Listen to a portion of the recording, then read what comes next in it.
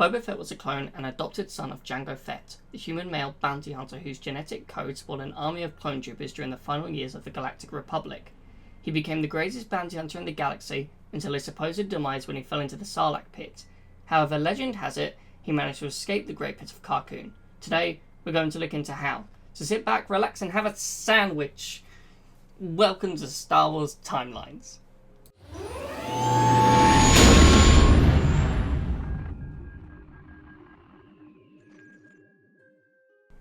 After his father's death at the hands of Mace Windu, Boba carried on his father's legacy by becoming one of the most feared bounty hunters in the galaxy during the reign of the Galactic Empire.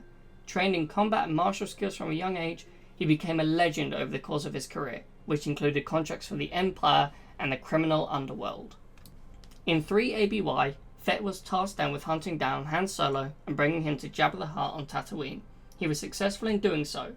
Boba continued to work for Jabba after delivering Solo to the Hutt, but in the meantime, a plan was developed by Skywalker, Organa, Chewbacca, and Calrissian to free Solo from the palace. He witnessed Skywalker and Chewbacca be captured by the Hutt, while Organa was taken as a slave girl and Calrissian posed as a guard.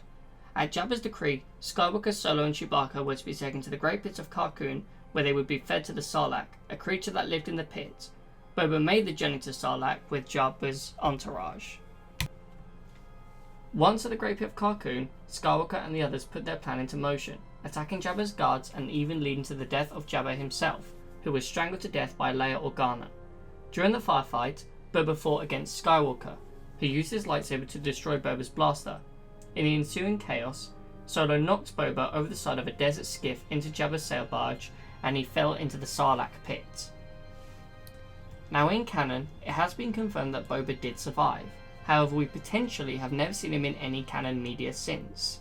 I say potentially, as during season 1 of The Mandalorian, a closing scene had us witness the sound and feet of someone walking over to a corpse of a character from the episode. The clanking of the boots matches the boot sounds we hear Fett use multiple times. With the sound of the boots, the cape behind the character, it all points to Boba Fett.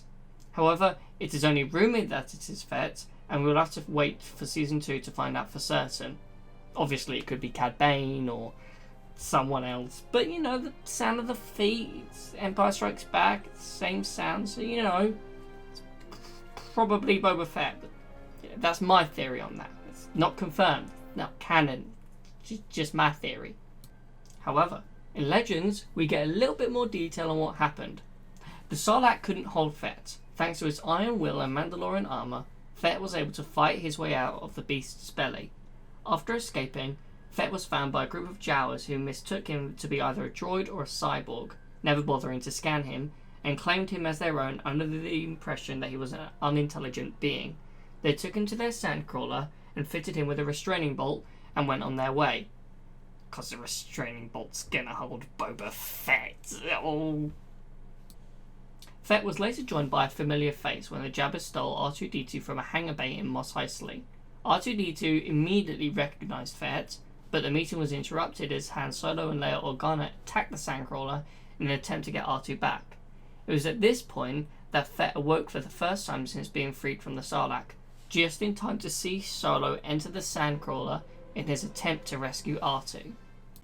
Solo was as surprised as R2 to find Fett alive once more, but somehow Fett had temporarily lost his memory, and in fact helped Solo rescue R2 from the doomed sandcrawler.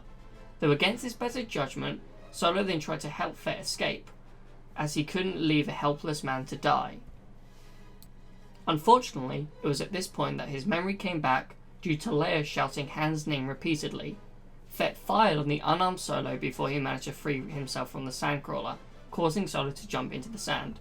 The sandcrawler, with Fett still in it, crashed into the mouth of the Sarlacc, trapping Fett once more. Solo once more thought that Fett was dead. It's pretty unlucky to fall into the Sarlacc not once but twice, and all because of Han Solo. Like, you can kind of see now why he probably will hold a grudge after this, because he went into the Sarlacc and it was basically Solo's fault twice. Just a quick message, please don't forget to like and subscribe this video. It really helps me continue to bring you videos like these. Also, feel free to comment any lore or theory videos that you would like to see next. It can be as wild and crazy as anything, such as the lore of Jar Jar Binks, or what happened to the Ewoks. Here's a quick spoiler, they got their own TV show. You should watch it. However, of course, Fett eventually tricked the Sarlacc into igniting his jetpack and providing his means of escape. The resulting explosion, combined with the beast's acidic stomach juices, left Fett on the verge of death. As he lay dying on the surface of Tatooine, his colleague, Dengar, was searching for anything valuable left from the explosion, but found Boba Fett instead and nursed him back to health. What a good friend. After this, Boba Fett continued his bounty hunter career for years, even becoming Mandalore at one point. After a promise made to a dying Fen Shysa, Fett became Mandalore and eventually led the Mandalorians through the Yuuzhan Vong War. Originally working as a mercenary for the extragalactic invaders, Fett later aided the New Republic in their battle against the aliens. When the Yuuzhan Vong assaulted Mandalore and bombarded the planet's surface, a large deposit of Mandalorian iron was unearthed, ironically helping to strengthen the Mandalorians. So it really did backfire on them, because instead of hurting the Mandalorians, they just got a ton of Mandalorian iron, otherwise known as Beskar steel, to give them more armor and make them stronger. So, you know, this really didn't work in their favour. Whoops. Later, during the Second Galactic Civil War, Boba, who was still leading the Mandalorians, was plagued by ailing health. He found his granddaughter, Murtagev, and the two went on many missions together, even sometimes alongside Han Solo. Fett also trained Solo's daughter, Jaina, to kill her twin brother, Darth Sidious, and assisted the Jedi Coalition in several battles. Ultimately, Fett's training helped Jaina bring down Caedus, though an Imperial Nanovirus Attack prevented Fett from ever returning to Mandalore. To go into a little detail on the Nanovirus Attack, the Imperials created a virus to kill Mandalore. Caedus ordered an attack on Mandalore, wherein the nanovirus would be released in the atmosphere of Mandalore itself and kill Boba. However, Boba was not on Mandalore at the time, so the virus did not kill him. However, because of the nature and prolonged life of the virus, Fett and Murtagev would never be able to set foot on the planet again. Eventually, like I said, the war did end with the death of Caedus on Shedu Mud at the hands of his sister. As for what happened to Kamino after Boba's first trip into the Sarlacc pit, after the Battle of Endor, the collapse of the Empire triggered an economic collapse on Kamino, and the production of clones eventually ended. The planet continued to survive on smaller contracts, often for warlords and criminal organisations. Years later, Kamino and Tanwi would seek revenge against the Mandalorians who attacked them during the Clone Wars by hiring Boba Fett to kill Fen Shysa, the last remaining Mandalorian veteran of the Second Battle of Kamino. Eventually Boba achieved this, but as a dying wish of Fen Shysa's, became Mandalore of the Mandalorians and led them.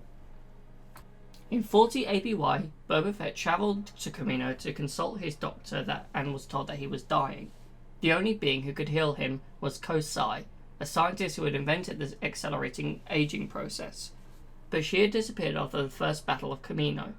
He decided to hunt down Tanwi, who had defected more recently.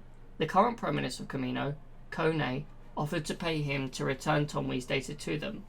However, Boba Fett refused this after Kone would not pay his exorbitant price, stating that he would sell the data to the highest bidder, whoever that may be.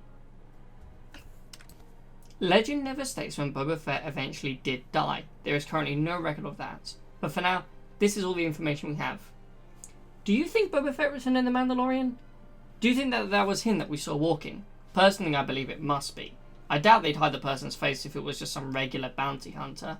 I mean, it could be Cad Bane, but I think given the show's nature that it's about Mandalorians, and even if Boba Fett isn't exactly a Mandalorian, he does wear Mandalorian armor, so it wouldn't surprise me. I mean, this show could also introduce Boba Fett and Jango Fett as Mandalorians. I know Prime Minister Olmec said that they weren't Mandalorians, and currently that is all the canon that we have to go on, whether or not Boba Fett and Jango Fett were actually Mandalorians, but maybe the show could introduce them and confirm that they were Mandalorians the whole time. But for now, thank you for watching, and may the Force be with you.